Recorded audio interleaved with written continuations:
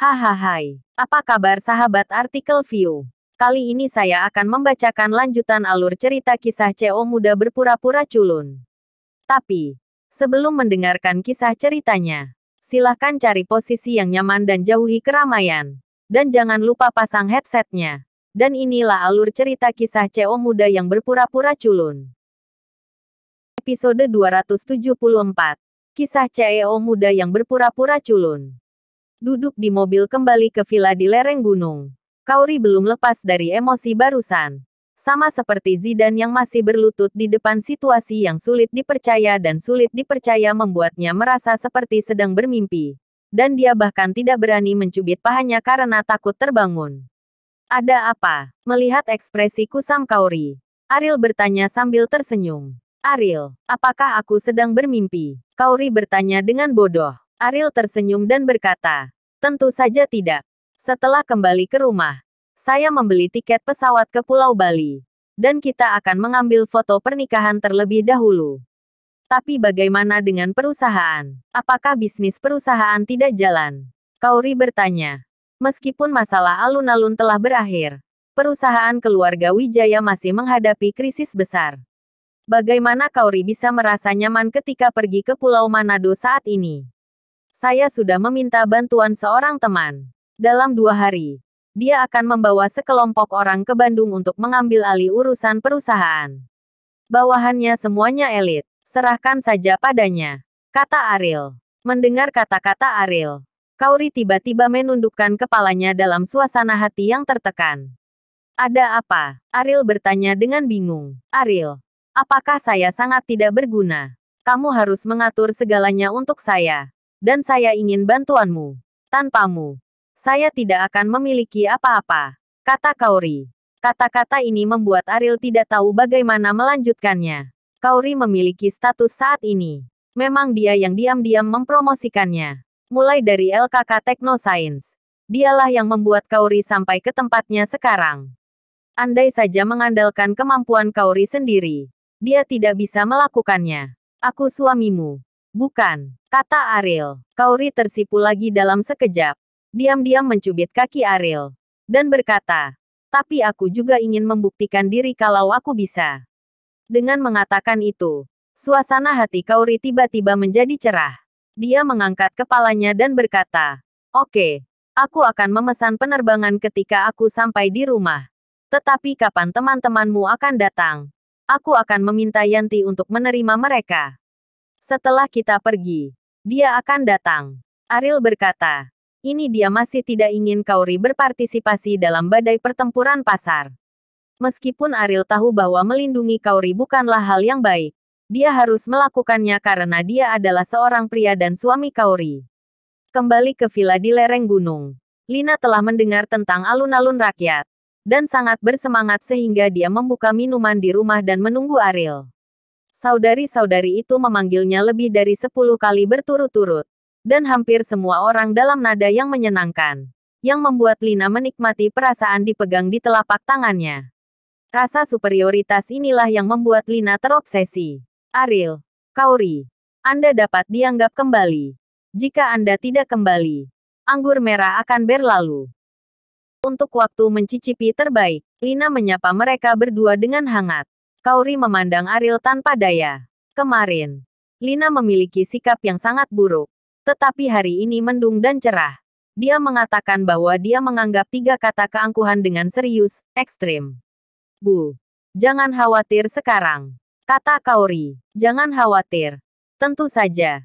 Jangan khawatir. Setiap kali saya mengkhawatirkannya, saya tahu bahwa Ariel pasti akan menyelesaikannya. Lina berkata sambil tersenyum. Ariel harus mematuhi bahkan ketika dia membuka matanya untuk berbicara omong kosong. Dia hampir tidak memalingkan wajahnya dengan Ariel. Tapi sekarang dia bisa dengan berani mengatakan bahwa dia tidak pernah khawatir. Aku jangan minum anggur lagi. Aku harus keluar, kata Ariel. Kamu mau kemana? Kaori memandang Ariel dengan cemas. Ini bukan masalah besar. Kita harus memesan penerbangan. Yang terbaik adalah pergi besok, kata Ariel. Setelah Ariel pergi, Lina mau tidak mau bertanya kepada Kaori. Mau kemana kamu? Saya sudah berdiskusi dengan Ariel. dan berencana untuk pergi merias foto pernikahan. Jadi pengen ke Bali. Kauri mengatakan bahwa di foto pernikahan sebelumnya, wajah Kauri penuh dengan keengganan. Dia tidak ingin hal yang begitu indah menjadi penyesalan. Foto pernikahan sebelumnya enggan. Bahkan tidak ada wajah tersenyum. Lina mengeluh kepada Kauri. Kauri tidak tahu apakah harus tertawa atau menangis tentang sikap Lina. Saat itu, dia adalah orang yang paling menolak pernikahan Ariel. Jika bukan karena kakeknya yang memaksanya untuk mengambil foto pernikahan, Lina tidak akan setuju dengan masalah ini sama sekali. Lebih baik sekarang, tetapi menyalahkannya. Bu, apakah Anda tidak memaksa saya untuk menceraikan Ariel sekarang? Kata Kauri. Lina melambaikan tangannya lagi, dan berkata, omong kosong. Bagaimana bisa bercerai? Tidak seperti kamu belum melihat seberapa kuat Ariel sekarang. Bahkan Zidan harus berlutut padanya. Bagaimana bisa? Kamu bercerai. Aku harus bergantung pada Ariel. Bagaimana jika Ariel tiba-tiba kehabisan uang di masa depan? Apakah kamu masih berpikir begitu? Kauri bertanya dengan tulus. Wajah Lina membeku. Dia adalah seorang realis. Jika Ariel tidak memiliki uang atau kekuasaan, tentu saja dia tidak akan menganggapnya serius. Bagaimana dia bisa berpikir begitu? Saya tidak bisa menjawab pertanyaan hipotetis, kata Lina. Kauri menghela nafas. Lina masih tidak mengenali identitas Ariel. Itu hanya karena penampilan Ariel saat ini. Jadi dia mengubah pandangannya tentang Ariel. Tetapi Kauri tahu bahwa jika suatu hari di masa depan, Ariel akan jatuh dan keluar, Lina tidak akan ragu untuk mendapatkan kembali kejahatannya terhadap Ariel. Sebagai pelayan di rumah, Inem tidak bisa berkata apa-apa. Tetapi dia tidak bisa menahan diri untuk tidak menghela nafas ketika dia merasakan sikap Lina. Orang baik seperti Ariel harus dihormati terlepas dari apakah dia punya uang atau tidak. Tapi yang dipedulikan Lina hanyalah hal-hal yang dangkal. Meninggalkan villa, Ariel berkendara ke perusahaan LKK Technoscience. Imam sudah lama menunggu di pintu. Dan berdiri di sampingnya adalah seorang pria parubaya yang mengesankan, Adrian. Imam sangat akrab dengan Adrian. Dan keduanya telah berteman dekat selama bertahun-tahun. Tetapi Imam tidak menyangka bahwa Adrian dapat memperoleh kekayaannya dan memulai langkah ini. Dan itu sebenarnya adalah pengaturan rahasia tuan muda keluarga Wibowo.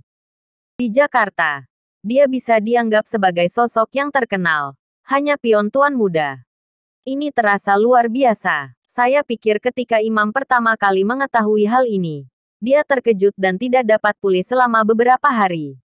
Tuan muda, Tuan Ariel Wibowo, Imam dan Adrian berteriak pada Ariel. Ariel berjalan menuju bagian dalam perusahaan tanpa mengucapkan sepatah kata pun. Di kantor Imam, Ariel membelakangi mereka berdua dan bertanya, berapa lama waktu yang kalian butuhkan untuk memperbaiki kompi geng Zidan di Bandung? Tuan Zidan, kata Adrian. Ariel menoleh untuk melihat Adrian dengan dingin. Dan berkata, menggunakan nama kamu sama dengan mengungkap identitas saya. Adrian dengan cepat menundukkan kepalanya dan berkata dengan gelisah, Tuan, saya khawatir itu tidak akan seperti itu, efisien seperti yang kamu inginkan. Bagaimanapun juga, aku akan pergi selama seminggu. Ariel menyela kata-kata Adrian. Adrian mengerti artinya dan berkata, jangan khawatir, Tuan Ariel Wibowo. Saya akan memberi Anda penjelasan yang memuaskan dalam seminggu. Imam, kamu bekerja sama dengan Adrian. Karena Kemau adalah teman lama, saya tidak perlu berbuat lebih banyak. Pengingat, hanya perlu mengingat satu hal. Identitas saya di Bandung tidak dapat diungkap. Ariel mengingatkan, ya. Setelah membuat penjelasan sederhana, Ariel pergi. Ima dan Adrian merasa lega. Meskipun Ariel jauh lebih muda dari mereka, mereka bisa menjadi tetua Ariel di usia mereka. Tetapi mereka masih akan merasakan tekanan besar ketika menghadapi Ariel.